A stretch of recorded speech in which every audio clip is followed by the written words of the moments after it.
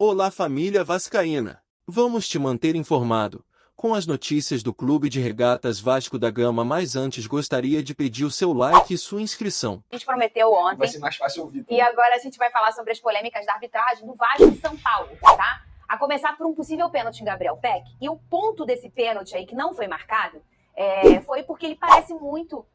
na verdade, não parece muito, mas o tipo de golpe, vamos dizer assim, né? A carga. A carga, é parecida com a que foi marcado a favor do Santos no último confronto com o Santos do Vasco. Cadê? Põe na tela aí o pênalti que a arbitragem não marcou contra o São Paulo. Esse pênalti aí.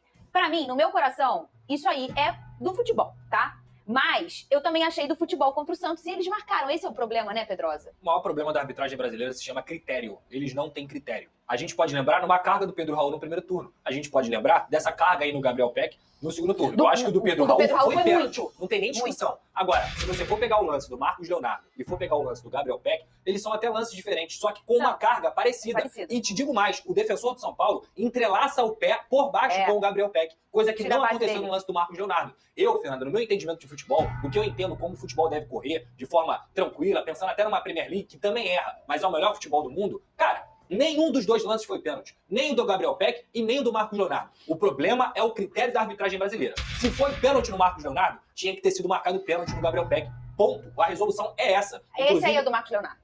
Não, esse aí é a mão do Léo. Do Léo Jardim. Que também é outro lance discutível. É interpretativo. Já tiveram lances no Campeonato Brasileiro que marcaram o pênalti e depois o VAR anulou. Igualzinho. Aí, nesse caso aí, deram o pênalti. Ele tá com o braço aberto? Tá com o braço aberto. Mas movimento natural. Tá longe de ser antinatural. Esse aí, ó. E esse aí é o do Pedro Raul, que obviamente foi muito pênalti. Não, mas não era isso que a gente queria. Você chegou a colocar, ô Paquito? Era o do último jogo contra o Santos. Então, assim, no final das contas, é tudo critério. A arbitragem brasileira é incompetente, é vergonhosa e falta critério. É muito chato ter que ficar falando disso toda hora. Muito. É infernal. O Vasco hoje fez outra reclamação formal. É chato demais. Eu gosto de falar de futebol. Mas se a partir do momento que não tem critério, a partir do momento que lances como esse, pra um marca, pra outro não marca, isso aí interfere no final do campeonato. Tá aí, ó. Tá aí isso na aí tela. interfere na pontuação. Olha aí, Pedrosa. É ridículo, esse cara. foi marcado a favor do Santos contra o Vasco. Aliás, esse pênalti muda muita coisa do enredo desse jogo. A gente sabe que o Ciro joga futebol, mas muda muito o enredo desse jogo. E é uma carga que, na minha opinião, é natural. Carga de jogo, Fernando. De jogo. Nenhum dos dois e lances posso foi dizer, pênalti. o lance do Peck é pior do que pior, esse. é pior. Se um foi, o outro deveria ter sido marcado. Mas essa é a arbitragem brasileira. O Vasco faz reclamação formal, que não adianta em nada, tá? Não adianta em absolutamente nada. Esse negócio é só pra falar que fez mesmo, porque o ideal é o senhor Paulo Brax, o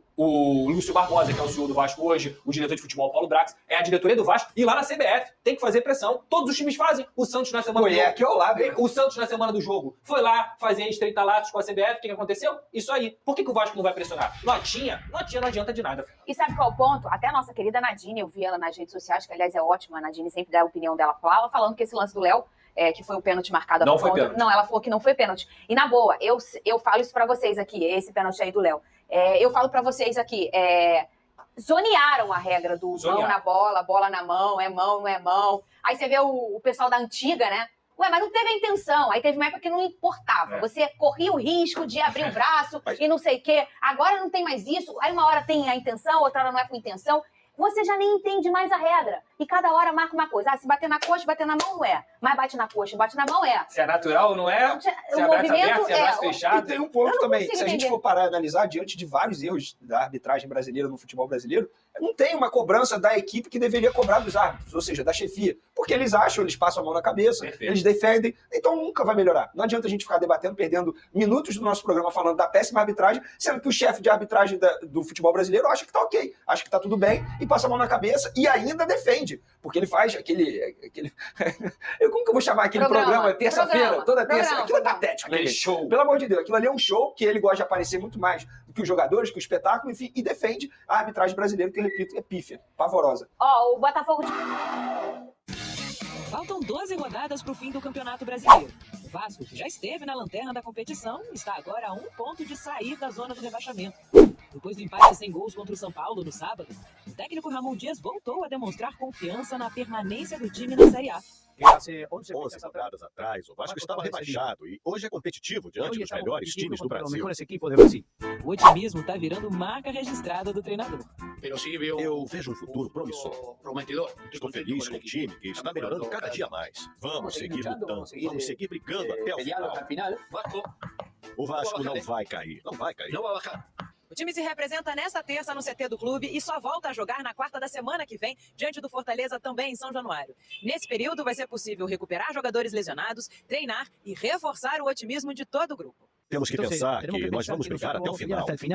Por que pagar mais de R$1.000 em uma Smart TV se você pode ter acesso a tudo que ela tem usando a sua TV comum que você já tem em casa? Isso mesmo, mais de 2.000 canais liberados, desde esportes, reality shows, filmes, séries e entretenimento para todas as idades. Acesso a YouTube, Netflix, Globoplay, Disney Plus e muito mais sem pagar nenhuma mensalidade.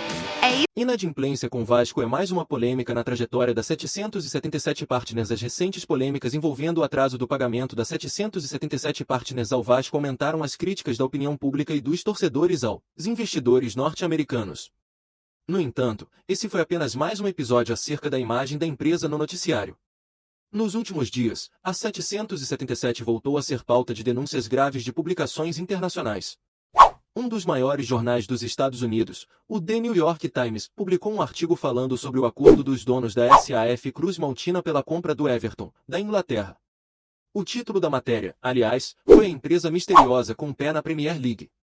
Assim, além de destrinchar o histórico da empresa, o jornal citou os problemas recentes da 777 com o Vasco. Sem o dinheiro, o Vasco não conseguiu fazer pagamentos pendentes a seus fornecedores e a clubes, devidos em acordos anteriores com jogadores. Como perdeu alguns dos pagamentos, o órgão administrador do futebol proibiu o clube de inscrever novos jogadores até que as suas dívidas fossem pagas, reforça o texto.